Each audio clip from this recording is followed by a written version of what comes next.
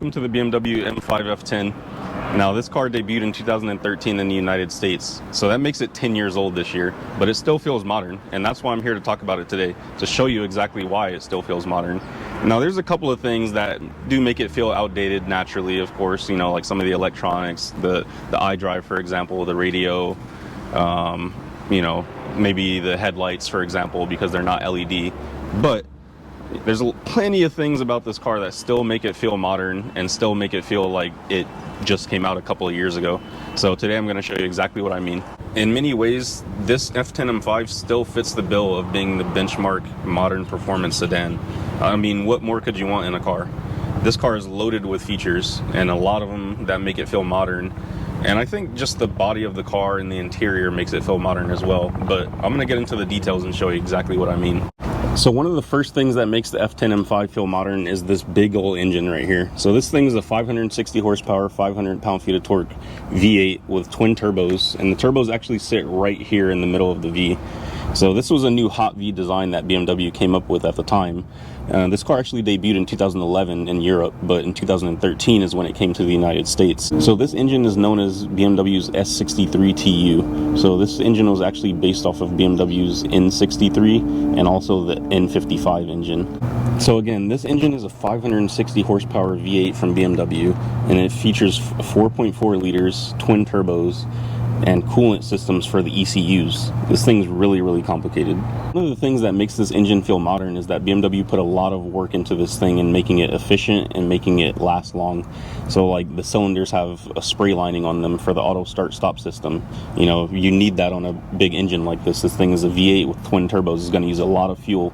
So you want to make it as efficient as you can on the moments that you're not pushing it and racing it. The other thing that makes this engine feel modern is that it's still in use today. Now granted, it's a new version of it in the F90 M5, the 2018 BMW M5, but it's still largely the same engine. There's a few differences in some of the internals and some of the hoses and, you know, the ECU controls and things like that, but it's still the same engine. It's still called the S63, it's still called the TU, but it's just the TU4. One of the other amazing things that makes the F10 M5 feel modern is the interior quality and the interior materials, to be specific.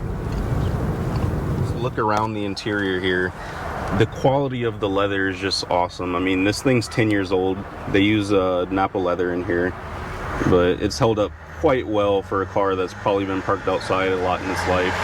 I don't park it outside, I have a garage, but it's probably been parked outside a lot of its life. But just look at the quality. I mean, you have leather on the door handle there, leather on your armrest. This one has the extended leather package, so granted that does make it a bit more expensive, a bit more comfortable, but you know, this whole center console area is made with the same leather. Basically every surface that you touch is soft leather in here. I mean, this was a $100,000+ car when it came out, so it very well should be leather everywhere you look and touch. And the other thing that really makes it feel modern is this Alcantara headliner. So this is Alcantara suede. It's a faux suede, for those of you that don't know. It's very sensitive to oil, so don't touch it a lot like I just did, but you know, there is ways to clean it if it does happen to get dirty. However, just try to avoid touching Alcantara. That's why, in my opinion, Alcantara steering wheels are a bad idea, because they just get a lot of buildup in them, and you know, it just goes bad. So another thing that makes the F10 M5 feel modern is its myriad of features. Let me show you what I mean. So this thing has heated seats, pretty standard stuff. You have ventilated seats. That's also pretty standard for this kind of price range, but again, not every luxury car has that. One thing that's pretty rare to see, if you see that last button there, that is a massaging seat function. So your front driver and passenger have a massaging seat in this car, and basically it'll roll up and down in your seat, and the point of that is to keep your hips from getting tired on a long road trip. This car also has lane departure warning, frontal collision warning, and that one warning for if you're drifting in your lane, but I forgot the name. It also has a button to turn on and off the heads-up display, something that the new BMWs don't have.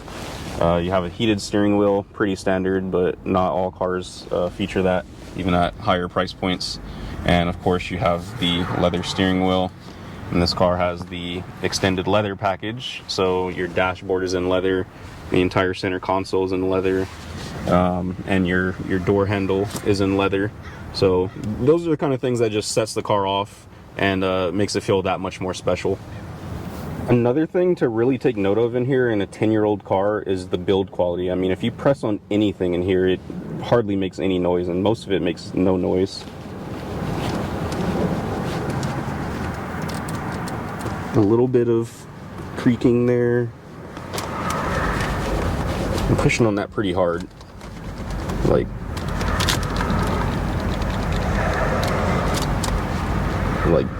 you hear it. This car, it doesn't make any noise. If it was making noise right there, you'd hear it. And the build quality in here is just really, really good. I mean, shake the seat, like, you just don't hear any rattles in this car. You could go over the roughest road and it just doesn't make a peep. You can also see the build quality and just the interior condition of this car. This car is 10 years old, and it was a Florida and a California car, so it's seen some sun. And you can see that the color is not fading. You know, there's some buffs and scuffs here and there that could be taken care of, but it's not discolored. The leather's not overly hard. It's not cracking. I mean, if that doesn't speak to the build quality, then I don't know what does. One of the best things about this car that makes it still feel modern is the bodywork. Now, my BMW G30 isn't bad looking, but people respond to this one way better, in my opinion. This car has a more subtle appeal to it, a more grown-up feel to it. Now, I think some of that has to do with the fact that the BMW G30 is more square and more mundane looking, whereas the BMW F10 is more muscular and subtle and has some tight lines and even some dynamic lines that you don't notice until you look close up on the vehicle. One of those lines that I'm talking about is, for example, right here. There's a slight fold in the quarter panel going into the rear bumper right there, and it gives this nice tension around the taillight area. And it's just really interesting, and it kind of ends off right here. But you can see that it kind of levels off to the side of the car right there. Another interesting line is this tension line above the door there that follows along to about the front fender area. So it actually runs all the way here.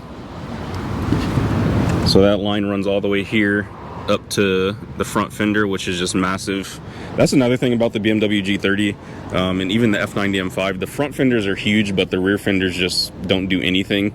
I feel like that same is true for this car. The rear fenders are not that big, but the rear end of this car looks so much better, in my opinion, and more subtle and more understated, which helps this side line, the side view here, the profile, if you will, look a lot better.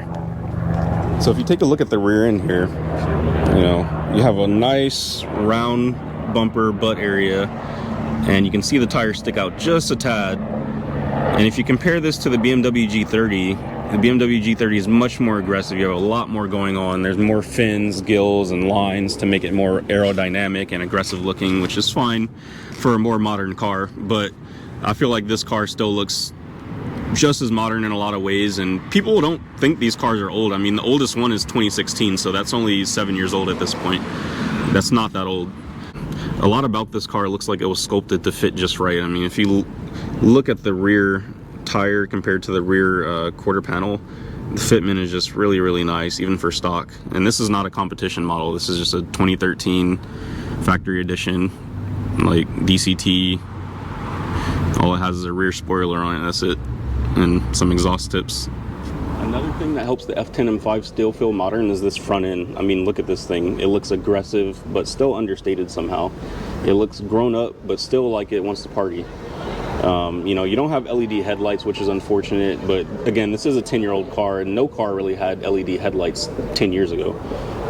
These are just xenon projectors, basically. One thing about the F10 M5 in 2013 compared to the 2014 model, which was the LCI, the Life Cycle Impulse model, BMW's name for their updated version, it featured double slat grills. Mine is a single slat grill, which I personally prefer, and I think looks better and more understated.